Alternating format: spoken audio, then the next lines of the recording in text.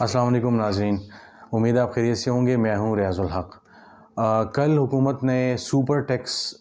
تقریباً 11 یا 13 ایسی انڈسٹریز ہیں جن پر سیکٹرز ہیں جن پر انڈسٹریل سیکٹرز جو ہیں اور مختلف سیکٹرز ان پہ لگانے کا فیصلہ کیا ہے، جس میں ایگریکلچر ہے، جس میں سیمنٹ کی انڈسٹری ہے، جس میں دوسرے جو سارے بڑی بڑی جو انڈسٹریز ہیں ان پہ جو ہے یہ سارا ٹیکس لگایا گیا، جسے سپر ٹیکس کہا جاتا ہے۔ اب یہ تقریباً سپر ٹیکس کی جو بات ہے ظاہر ہمیں بڑے عرصہ سننے کو ملی ہے، لیکن 60s اور 70s میں ٹیکس آرڈیننس آیا تھا ایک زمانے میں، اور سپر ٹیکس کا مطلب یہ ہوتا ہے کہ جب آپ کے پاس قومی خزانے میں خرچے اور محصولات میں جب ڈفرینس آتا ہے، مثال کے طور پر اگر 10 روپے میرا خرچہ ہے اور میری کمائی 5 روپے ہے، تو وہ جو 5 روپے کا ڈیفیسٹ آ رہا ہے، اس ڈیفیسٹ کو پورا کرنے کے لیے میں نے کچھ تو کرنا ہے، یعنی میرا خرچہ 10 روپے ہے لیکن میری کمائی 5 روپے ہے، وہ جو 5 روپے کا گیپ آ رہا ہے اس کو فل کرنے کے لیے میں نے مختلف ذریعے سے کمائی کرنی ہے۔ تو کل باقاعدہ طور پہ ایک قسم کا اصل بجٹ پیش ہوا، اور اب تک جو بجٹ پیش ہوتا آ رہا تھا تو وہ گپ شپ تھا، اور وہ ہوا میں جو ہے وہ ہم تیر چلا رہے تھے اور ہوا میں ہم باتیں کر رہے تھے۔ لیکن اب جو اصل ٹیکس ہے وہ کل مفتاح اسماعیل صاحب نے قومی اسمبلی میں پیش کیا، جس میں انہوں نے 50,000 تک کے سے اوپر کے جتنے بھی لوگ ہیں ان کے اوپر ٹیکس لگانے کا فیصلہ کیا ہے، اور باقاعدہ طور پہ جن کی 1 لاکھ اور 1.25 لاکھ تک سے لے کر 3 لاکھ تک سیلری ہے، ان پہ تقریباً 12,000 روپے ٹیکس لگے گا، جو 2.5% سے زیادہ ہے، 7.5%۔ اسی طرح مختلف قسم کے ٹیکسز تقریباً 30-40 لاکھ تک جو تنخواہیں سالانہ ان کی لگایا گیا ہے۔ بہرحال اب ایک یہ طریقہ ہے، آئی ایم ایف نے ان کو کہا ہے کہ ٹیکس نیٹ بڑھائیں، تو انہوں نے وہ بوجھ ڈالنے کا کوشش کی ہے، سپر ٹیکس لگانے کا انہوں نے سلسلہ شروع کیا ہے۔ اور اس کے ساتھ ساتھ مصدق ملک نے وارن کیا ہے کہ جولائی میں جو 1 جولائی آ رہا ہے کچھ دنوں بعد، اس میں بجلی کے بلوں میں اور آگے چند ماہ میں گیس کے بلوں میں اضافے کے لیے تیار رہیں، اور یہ اچھا خاصا اضافہ ہوگا، یہ آپ سب یاد رکھیے گا، جس کا اچھے بھلے جو کمائی والے افراد ہیں وہ بھی گھبرا گئے ہیں، کیونکہ گرمیاں زیادہ ہیں اور اے سی اور پنکھوں اور بجلی کا استعمال بہت زیادہ ہو جاتا ہے، تو اس کی وجہ سے الٹیمیٹلی آپ کا بجلی کا بل زیادہ آتا ہے۔ جب بجلی کا بل زیادہ آتا ہے تو جو 20,000 سے زائد جن کا بل آ رہا ہے تو ان پہ یہ ٹیکس لگے گا، تو اتنا پیچیدہ بنا دیا گیا ہے کہ اس کی وجہ یہ ہے کہ حکومت خود اپنے خرچے کم کرنے کو تیار نہیں ہے، اپنی عیاشیاں کم کرنے کو تیار نہیں ہے، جس کا نقصان یہ ہو رہا ہے کہ ہم دیکھ رہے ہیں کہ عوام پہ ٹیکس، اور یہ سپر ٹیکس جو تھا یہ پہلا جو ٹیکس ہے ایک قسم کا انڈسٹریلسٹ پہ اور جو بڑے کارخانہ دار ہیں، سرمایہ دار ہیں، ان پہ لگایا گیا ہے، لیکن اب یہ دیکھنا ہے کہ وہ کتنا حکومت پہ پریشر ڈالتے ہیں، اور اس کا الٹیمیٹ جو نقصان ہوگا کیا وہ عام آدمی کو ہوگا؟ اگر وہ کپڑے کی میلز ہیں اور لومز ہیں اور اس طرح کے بڑے بڑے ادارے ہیں اور وہ ان پہ جو ٹیکس وغیرہ عائد ہوگا تو کیا وہ عام آدمی کو پاس ہوگا؟ کیا وہ اپنے جو ان کے مزدور ہیں ان کو جو 50,000 اگر کام کر رہے تھے تو ان کو کم کر دیں گے، جو آلریڈی کام کر رہے ہیں ان پہ برڈن بڑھ جائے گا، جو چیزیں پروڈیوس کر رہے ہیں ان کی قیمتوں میں اضافہ ہو جائے گا، جب ان کی قیمتوں میں اضافہ ہوگا تو عام آدمی سفر ہوگا۔ بہرحال اس حکومت نے جو تمام انڈسٹریز پہ سب پہ ٹیکس لگایا، لیکن صرف ایک اس پہ ٹیکس نہیں لگایا، اور وہ تھے تاجر، ٹریڈرز۔ وہ پی ایم ایل این کی کور ووٹنگ جو ایک فریٹرنیٹی ہے، جو ایک طبقہ ہے، اس پہ انہوں نے ٹیکس نہیں لگایا، جو بہت ہی افسوسناک ہے، اور جس پہ آج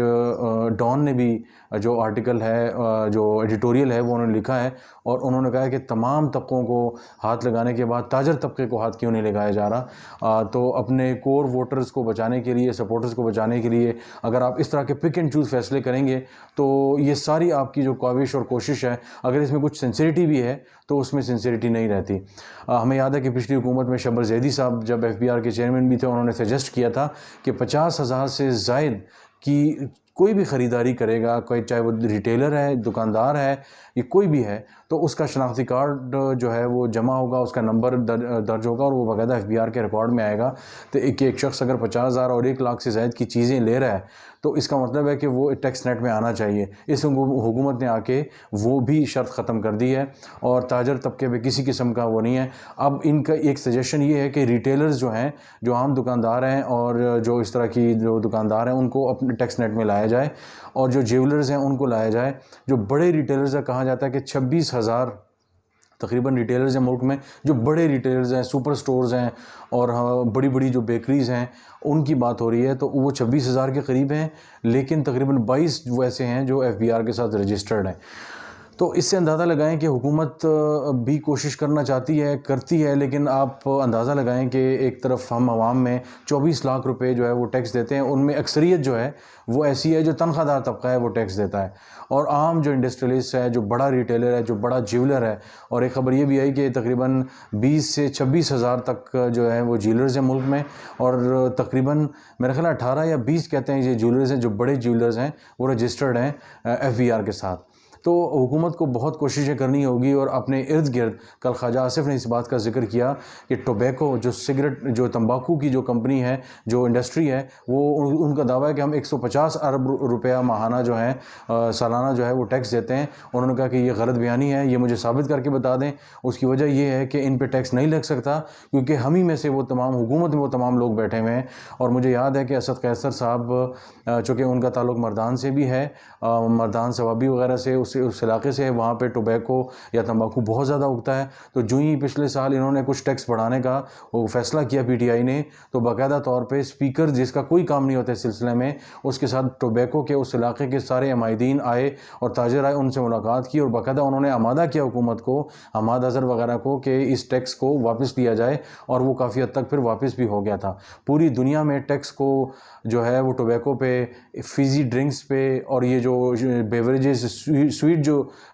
میٹھے جو ڈرنکس ہیں بہت زیادہ جو انتہائی نقصانات ہیں, کاربونیٹڈ جو ڈرنکس ہوتے ہیں پوری دنیا میں اس میں بےتحاشا ڈرنکس ہیں. انڈیا میں 40% اس پہ جو ہے وہ ٹیکس ہے, لیکن ہمارے ملک میں وہ انتہائی جو ہے وہ کم اس میں ہے. اور اس کی اگین وجہ یہ ہے کہ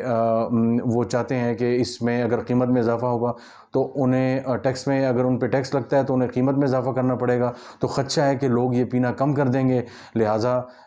اسی طرح سگریٹ بھی پینا کم کر دیں گے, لہٰذا وہ حکومتوں کو نوازتے ہیں مختلف طریقوں سے. اور ہم نے دیکھا کہ عمران خان کا جو سیلاب ڈیم فنڈ تھا اس میں باقاعدہ, اور وہ جو ثاقب نثار صاحب تھے ان کے پاس جا کے انہوں نے 1-1 کروڑ کے, چند کروڑ کے انہوں نے ٹیکس بھی دیے تھے. تو یہ مختلف حربوں سے حکومتوں کو بچانے کی کوشش کرتے ہیں, لیکن حکومت کو چاہیے کہ سخت سے سخت اقدامات لیں اور ان کو ٹیکس نیٹ کے اندر لائیں, ٹیکس نیٹ بڑھائیں, تاکہ عام آدمی پہ ہر دفعہ ان کی جو ہے وہ تان آ کے نہ ٹوٹے, بلکہ جو بڑے انڈسٹریلسٹ ہیں,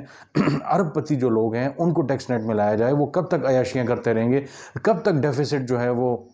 اکانومی ڈیفیسٹ میں چلتی رہے گی, اور ان کو سبسڈیز ملتی رہیں گی. چینی باہر بھیجنی ہے تو سبسڈی ان کو چاہیے, چینی باہر سے اندر لانی ہے تو ان کو سبسڈی چاہیے, گندم جانی ہے باہر آنی ہے ان کو سبسڈی چاہیے. تو عام آدمی کو سبسڈی کب ملے گی؟ کیا بس عام آدمی صرف وہ ٹیکسز ہی دے گا, ٹیکسز پہ ٹیکسز دے گا, اور اس کے لیے کسی قسم کی کوئی رعایت نہیں ہے, نہ اس کو بجلی وقت پہ ملتی ہے, نہ اس کو گیس وقت پہ ملتی ہے. تو اس چیز کا شاید حکومتوں کو احساس کرنا ہوگا, اور ہمیں بھی ایز اے ووٹر بھی ہمیں دیکھنا ہوگا کہ ہم جب ووٹ دیتے ہیں تو آئندہ الیکشن میں ایسے لوگوں کو اور ایسی جماعت کو ووٹ دیں جو باقاعدہ طور پہ ان چیزوں پہ کچھ انہوں نے کیا ہے یا کچھ کر سکتے ہیں یا کرنے کا ارادہ رکھتے ہیں, کوئی نیت ان کی اچھی ہو. کم از کم ان کی پارٹیوں میں ایسے لوگ شامل نہیں ہیں جو جاگیردار ہیں, جو انڈسٹریلسٹ ہیں, جو اپنے مفادات کا تحفظ کرتے ہیں اور آپ کے مفاد کا تحفظ نہیں کرتے. آج تک کے لیے اتنا ہی, اور انشاءاللہ آپ سے پھر دوبارہ ملاقات ہوگی. بہت شکریہ.